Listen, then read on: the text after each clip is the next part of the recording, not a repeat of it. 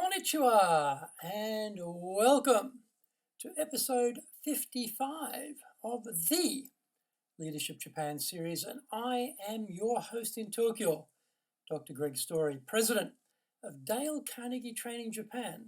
And much more importantly, you are a student of leadership, highly motivated to be the best in your business field. If you enjoy the program, then you might consider subscribing on iTunes. Also, if you'd like your own access to 102 years of the accumulated wisdom of Dale Carnegie Training, and that's a lot of wisdom over 102 years. We have free white papers, guidebooks, reports, training videos, blogs, course information, plus, much more. Then go to japan.dalecarnegie.com. Today, we are going to talk about sales certainty. The hardest job in the sales world is selling something you don't believe in yourself. The ASCED test is, would you sell this, whatever it is, to your grandmother? If the answer is no, then get out of there right now. It is really that clear cut though. The more important test is whether what you are selling solves the client's problem or not.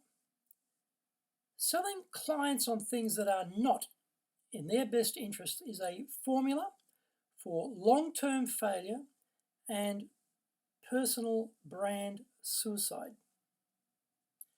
There are elements of the sales process which are so fundamental, you wonder why I would even be bringing them up. For example, believing in what you sell. There are lots of salespeople, though, trapped in jobs where they don't believe but keep selling. You don't have to look far to find them. They are going through the motions, but you never feel they have your interests, your best interests at heart. They usually don't have any other sales process than blarney and BS.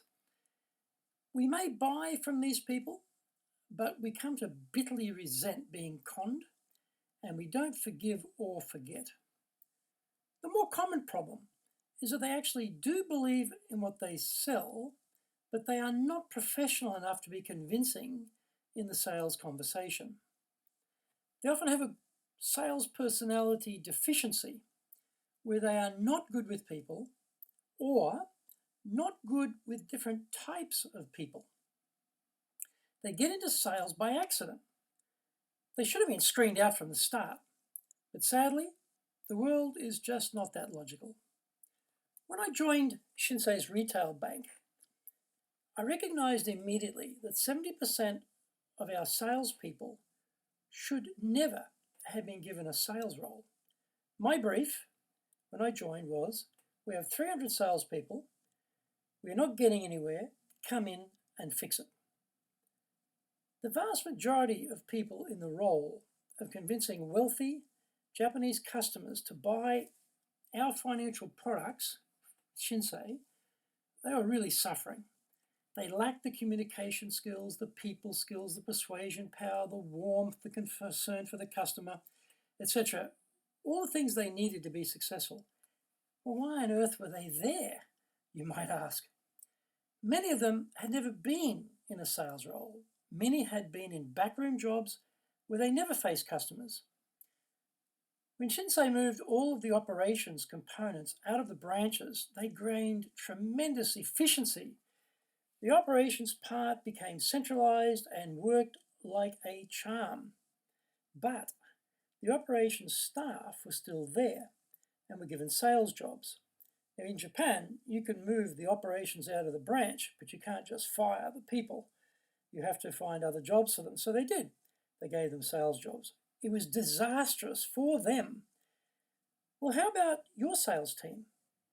Are they all in the right role? At Shinsei, we worked out who is best suited for a sales role and gave those people the proper training to equip them for success. The remainder were given a role elsewhere in the bank. Well, what training do we give them? Before I arrived, mathematics was thought to be really important for bankers. It probably is for certain roles, but the ability to ask good questions, to fully understand wealthy customers' needs was much more important.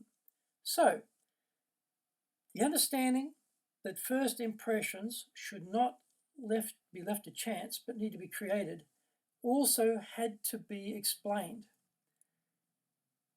If I don't like you or trust you, why would I bother buying anything from you? Now, at Dale Carnegie, we do a lot of sales training, and we see the same client issues come up continuously. Certainty around the thing being sold must be in evidence. Selling in Japan and selling anywhere else is the transfer of your enthusiasm for the product or service to the buyer. Your body language must naturally exude belief. Your face needs to be friendly. Now, this sounds a bit ridiculous, except that many people in sales roles don't smile easily. They don't exude warmth, coming across as cold, hard, mercenary, and overly efficient. We all love to buy, but we hate being sold, and efficient salespeople make us nervous. Fluency in communication is critical. Be it in Japanese or English, a lot of filler words, or in Japanese, eto, ano, might help you think of what you want to say next, but you come across as if you are not sure or not convinced about what you are saying or proposing. We definitely do not buy salesperson uncertainty. A totally canned sales speech is the opposite problem. I sold encyclopedias for Britannica as my first sales job. We had to pass what was basically a memory test where we could recite from memory the entire 20-minute presentation word for word precisely. Having passed that test, we were then dropped off in a forlorn, working class outer suburb and turned loose on an unsuspecting public. There were no questions involved in that presentation, but a lot of data dumping going on in that canned speech.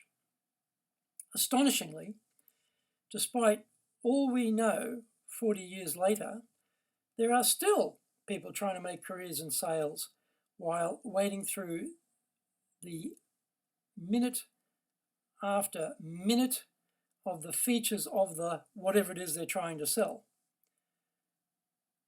Where are the client questions? Where is the needs understanding? Where is the explanation of the benefits and the application of the benefits and the evidence around those benefits? That is to say, the proper sales basics. Success in sales is based on following a sales process. That process is based on three powerful foundations. Number one, your belief in what you are selling. Number two, your ability to fluently articulate back to the buyer what you heard they need. And number three, to explain precisely, clearly, how your solution satisfies the buyer's need. If you want your sales team to be successful, make sure they get a proper sales process, because in Japan, I'll tell you right now, the vast majority of salespeople have no process. So get a sales process, first thing. Secondly, educate them so that they get certainty around believing in what they are selling. Give them training. Get fluency in the sales delivery. And lastly, get energized and get going. Thank you for joining the Leadership Japan series.